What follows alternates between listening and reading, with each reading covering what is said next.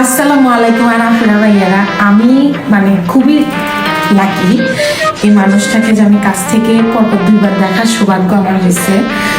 আমারই দেশি বোন, নোয়াখালীর বোন, আপনাদের সবার প্রিয় বুবলি। তো মানে আমি খুব নার্ভাস হয়ে গেছি। আমি বলছি আমি কি তোমাকে একটু ধরে দেখতে পারি, আমি কি তোমার সাথে একটা ছবি তুলতে পারি, এটা হচ্ছে রেসপেক্ট। আর মানে তোমার কেমন লাগতেছে বোন আমাকে দেখি? মানে আমার দেশি বোন রাখি আপু সিরিয়াসলি মানে এত সুইট একজন মানুষ, সত্যিকার অর্থে আর এত পরিশ্রমী। তো খুবই ভালো লাগছে আপু যে দেখা হয়ে গেল।